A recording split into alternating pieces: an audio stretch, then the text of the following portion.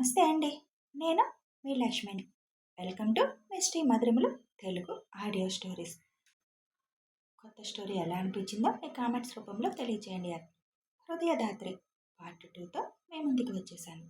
కథలోకి వెళ్ళే ముందు వీడియోకి లైక్స్ హైప్స్ ఇవ్వడం మర్చిపోకండి ప్లీజ్ ఇచ్చేయండి. ఇక కథలోకి వెళ్దాం. దేవ్ స్టెల్లాతో రూమ్లోకి వెళ్ళగానే కిషోర్ అక్కడే వెయిటింగ్ హాల్లో కూర్చొని ఆలోచనలో పడతాడు. ఎన్నాళ్ళు ఇలా? పాపం భువిజ పరిస్థితి ఏంటి? దేవుతో ఒకసారి కూర్చొని మాట్లాడాలి. ఇలాగే కంటిన్యూ అయితే అందరికీ బాధే అనుకుంటూ ఆలోచిస్తూ ఉంటాడు. ఒక గంటకి దేవ్ బయటకొచ్చి ఆలోచిస్తున్న కిషోర్తో, ఏం ఆలోచిస్తున్నావురా అంతగా అని అడుగుతాడు. నాకు ఇంకేం ఆలోచనలుంటాయి నీ గురించి తప్ప? ఇదంతా తెలిసి భువిజ ఏమీ అడగటం లేదా? ధాత్రి ఏమీ అడగదురా, అడగకూడదు అని కండిషన్ కదా. అవును, భువిజని ధాత్రి అని పిలుస్తావు ఎందుకు దేవ్? భువిజకి ఇంకో పేరు అదే కదా, అందుకే అలా పిలుస్తాను. ఆ మేడం పూర్తి పేరు భువిజ ధాత్రి. అదేంటి, రెండు ఒకే మీనింగ్ ఉన్న పేర్లు ఎందుకు పెట్టారు? వాళ్ళ నాన్నకి ధాత్రి అంటే ఇష్టమంట. పంతులేమో బీతో పేరు పెట్టమన్నాడు. అందుకు భువిజ అని పెట్టి ఆయనకి ఇష్టమైన ధాత్రి పేరు కూడా యాడ్ చేశారు. ఇవన్నీ నీకెలా తెలిసాయిరా? ఒక అమ్మాయి నాతో లైఫ్ అంతా ఉండడానికి నా ఇంట్లోకి వస్తుంటే ఆ మాత్రం తెలుసుకోవద్దా? ఇంకేం తెలుసుకున్నావు? అవసరం అయినప్పుడు ఒక్కోటి చెప్తానులే. రేపు ధాత్రి వాళ్ళ అమ్మకి ఆపరేషన్. నేను హాస్పిటల్కి వెళ్ళి లేటుగా వస్తాను ఆఫీస్కి. నువ్వే మేనేజ్ చేయి అని చెబుతాడు. ఓకే, ఆపరేషన్ సక్సెస్ అయితే అదే చాలు. అవ్వాలి అనేగా ఫారిన్ నుంచి డాక్టర్స్ని పిలిపించింది. కిషోర్ వాళ్ళ ఇల్లు రావడంతో కారు ఆపుతాడు దేవ్. ఓకే, మరి ఏం ప్రోగ్రాంలు పెట్టుకోకుండా తిన్నగా ఇంటికి వెళ్ళు అని చెప్పి కిషోర్ కారు దిగుతాడు. నేను తిన్నగా వెళ్తానులే, నువ్వు ముందు ఇంట్లోకి వెళ్ళేసరికి మా చెల్లి చేతిలో ఏ అప్పడాల కర్ర ఉంటుందో చూసుకొని జాగ్రత్తగా వెళ్ళు అని నవ్వుతూ కారు స్టార్ట్ చేసుకొని వెళ్ళిపోతాడు. ఇంట్లోకి వెళ్ళిన కిషోర్ని చూసి, ఏంటి సార్ ఇవాళ 10 అయ్యేసరికి వచ్చేశారు అని అడుగుతుంది కిషోర్ భార్య కల్పన. మీ అన్నయ్య నన్ను తొందరగా కరుణించాడులే ఇవాళ. వెళ్ళి ఫ్రెష్ అయ్యిరా, డిన్నర్ చేద్దాం. అదేంటి కల్పు, నువ్వెంతవరకు తినలేదా? తినేయాలి కదా. ఎందుకో తినబుద్ధి కాలేదు కిషి. ఏమైందిరా, హెల్త్ బాగానే ఉందా అని కల్పన దగ్గరికి వస్తాడు. అదేం లేదు కిషి, ఇవాళ ఏం తినాలనిపించడం లేదు. తింటుంటే వాంతి అయ్యేలా ఉంది, అందుకే తినలేదు. ఈ టైంలో అలాగే ఉంటుంది అని డాక్టర్ చెప్పారు కదా. 3వ నెల వచ్చే వరకు ఇలాగే ఉంటుంది అన్నారు అంటుంది కల్పన. సరే, నేను ఫ్రెష్ అయ్యి వస్తాను, ఏమైనా తిందు అని కిషోర్ రూమ్కి వెళ్తాడు. హాల్లో కూర్చొని మాట్లాడుతున్న రఘు గారు, జానకి గారు, అమ్మా భువి నువ్వు తినే అమ్మా, వాడు ఏ టైంకి వస్తాడో అని చెబుతారు. ఆకలిగా లేదమ్మమ్మ, తర్వాత తింటాను. రేపు అమ్మ ఆపరేషన్ గురించేగా నీ ఆలోచన అంతా. బాగానే జరుగుతుంది, నువ్వు టెన్షన్ పడుకు. ఫారిన్ నుంచి వచ్చారు కదా డాక్టర్స్, వాళ్ళు ఏది చేసినా ఇప్పటి వరకు సక్సెస్ అయ్యాయి అనే కదా దేవు పిలిపించాడు. మీ అమ్మ మళ్ళీ నవ్వుతూ బయటకు వస్తుంది అని రఘురామ్ గారు అంటారు. అమ్మ క్షేమంగా బయటపడితే చాలు తాతయ్య, నాకింకేమీ కోరికలు లేవు అంటుంది భూమి. కార్ హార్న్ సౌండ్ వినిపించడంతో, నా మనవడేంటి ఇవాళ ఇంత తొందరగా వచ్చాడు అని ఆశ్చర్యంగా అంటారు జానకి. తొందరగా వచ్చినా బాధేనా అడుగుతారు రఘుగారు. బాధ కాదండి, ఆశ్చర్యం.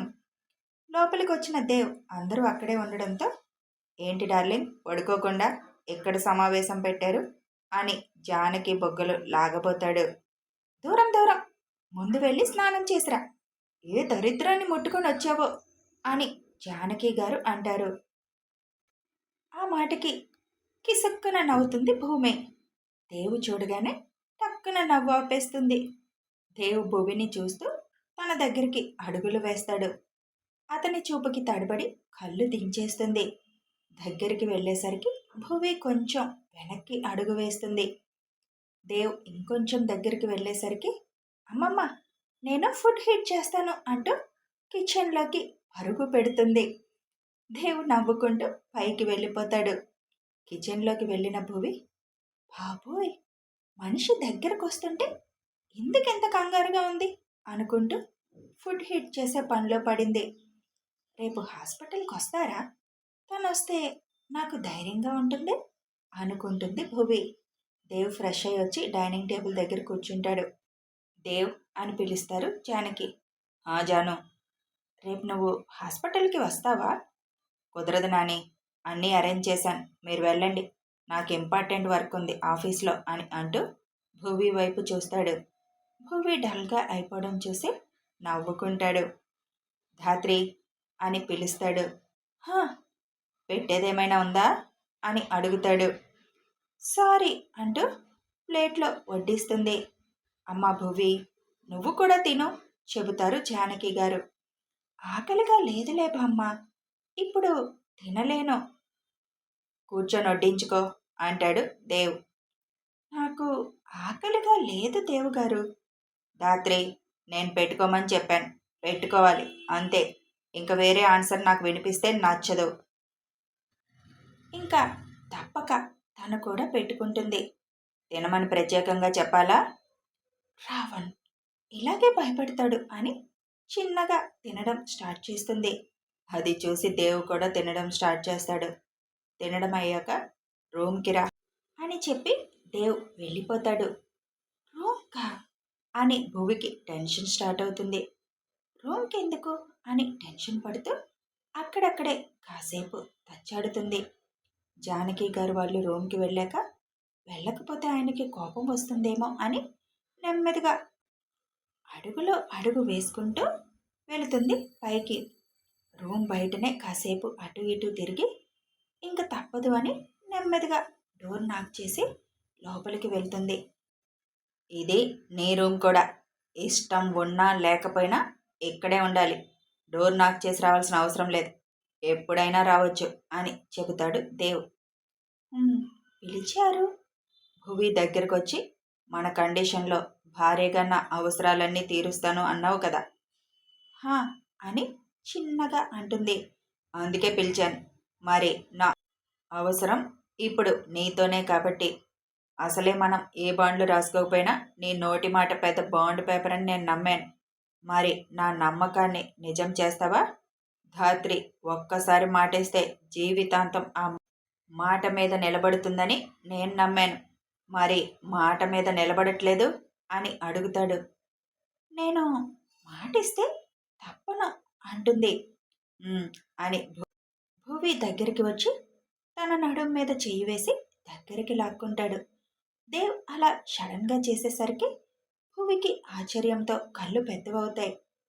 తనకిష్టం లేకపోయినా దేవ్ కోరుకుంటే ఒక భారీగా దేవుకి దగ్గరవ్వాలి, తప్పదు అనుకుంది. ఇది పెళ్లి చేసుకునేటప్పుడే నిర్ణయం తీసుకుంది. కానీ ఎందుకో దేవ్ అమ్మాయిలతో సంబంధం ఉందంటే దగ్గర కాలేకపోయింది.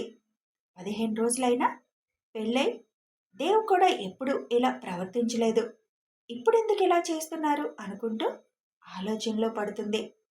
ధాత్రి అని హస్కీగా పిలుస్తాడు. హా, గొంతులో నుంచి మాట రాక చిన్నగా పలుకుతుంది. మరి నా అవసరం తీరుస్తావా అంటూ భువి మెడవంపుల్లో ముద్దు పెడతాడు. ఎందుకో దేవు టచ్ తనకి చిరాకు అనిపించడం లేదు. దేవ్ ఏం చేసినా కోపం రావటం లేదు. పైగా ఆ ఫీలింగ్ నచ్చింది భువికి.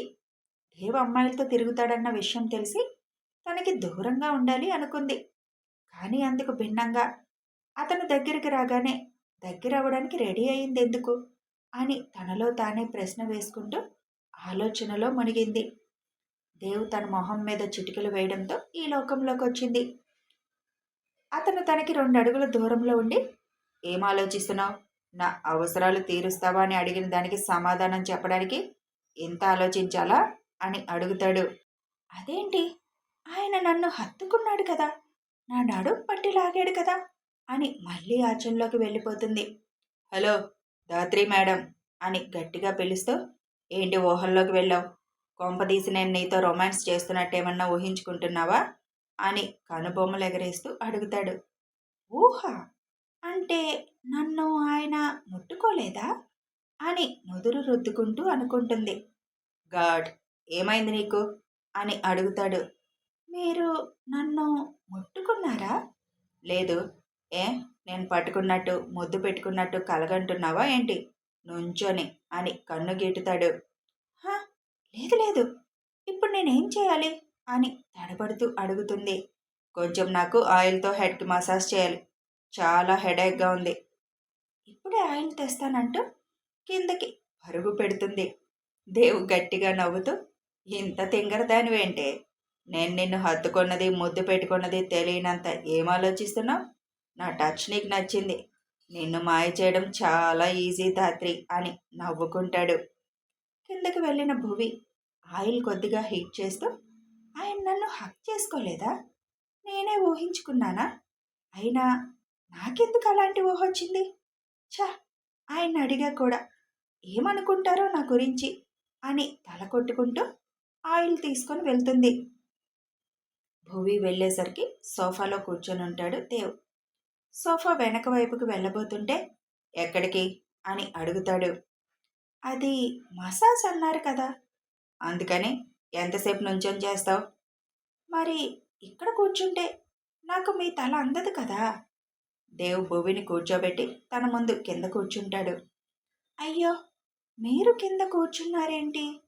దాత్రి, ఇది మన ఇల్లు, మన రూమ్. ఇప్పుడు నేను ఇక్కడ కింద కూర్చొనున్నంత మాత్రాన నా గౌరవం ఏమీ తగ్గిపోదు, కానీ మాటలాపి ముందు పని చూడు అంటాడు. భూమి ఇంకా మాట్లాడకుండా ఆయిల్తో స్మూత్గా మర్దనా చేయడం మొదలు పెడుతుంది. దేవుకి చాలా హాయిగా అనిపిస్తుంది. తన రెండు కాళ్ళ మీద చేతులు వేసి భూమికి ఆనుకొని కూర్చుంటాడు.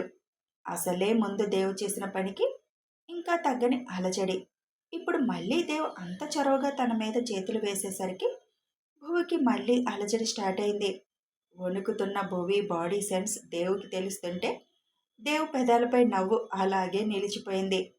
ఎలాగో కష్టపడి ఒక అరగంట మసాజ్ చేసి అయిపోయింది అంటుంది. నీ చేతిలో ఏదో మ్యాజిక్ ఉంది దాత్రి, తలనొప్పి మొత్తం ఎగిరిపోయింది. భువి వెళ్ళి చేతులు వాష్ చేసుకొని వస్తుంది. సోఫాలో పడుకోవడానికి వెళ్తుంటే, దాత్రి, మంచం పెద్దదే కదా, ఒక పక్కన పడుకోవచ్చు. ఎందుకు ఆ సోఫాలో? రోజు అంటే నేను వచ్చేసరికి లేట్ అవుతుంది, నువ్వు పడుకొని ఉంటున్నావు, అందుకే చెప్పడం అవడం లేదు. వచ్చి బెడ్ మీద పడుకో అంటాడు. పర్లేదు, నాకిక్కడ బాగానే ఉంది అంటుంది.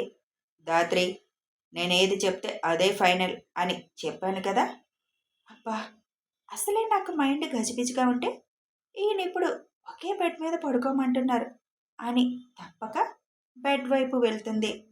దాత్రి అని పిలుస్తాడు. హా, ఇదిగో అని ఒక కార్డ్ ఇస్తాడు. ఏంటి అన్నట్లు చూస్తుంది. నీకోసమే తీసుకున్నాను, నీకేది అవసరమైనా ఈ కార్డ్ యూజ్ చేసుకో అని చేతిలో పెట్టబోతుంటే, ఇప్పుడు నాకు దానితో ఏం అవసరం అంటుంది. ఇంట్లో పెద్దవాళ్ళు ఉన్నారు, నీకు బయటకు వెళ్తే ఏదన్నా అవసరమైతే అన్ని సమయాల్లో నేను ఉండను కదా, అందుకే ఇది. అయినా నువ్వు నా భార్యవి, ఎందుకంత ఆలోచిస్తున్నావు తీసుకోవడానికి అని అనగానే, అదేం లేదు అని కార్డు తీసుకుంటుంది. పాస్వర్డ్ చెప్తాడు. మిమ్మల్ని ఒకటి అడగొచ్చా? అడుగు. రేపు హాస్పిటల్కి మీరు కూడా రావచ్చు కదా, నాకెందుకో కొంచెం భయంగా ఉంది. నేను వస్తే నీకు పర్లేదా? భువి అదేంటి అన్నట్లు చూస్తుంటే, ఆ రోజు నా పక్కనుంటే నిన్ను కూడా నేను తిరిగి అమ్మాయిల లిస్టులో వేస్తారు అని అన్నావు కదా. అది ఆ రోజు ఏదో కోపంలో. ఇప్పుడు మరి నేను నీతో వస్తే పర్లేదంటే వస్తాను. సారీ, ఆ రోజు కోపంతో అలా అనేశాను. పర్లేదులే, కోపంలో మనసులో ఉన్నవి బయటకు వస్తాయి. నిజంగా నేను కావాలనే అనలేదు.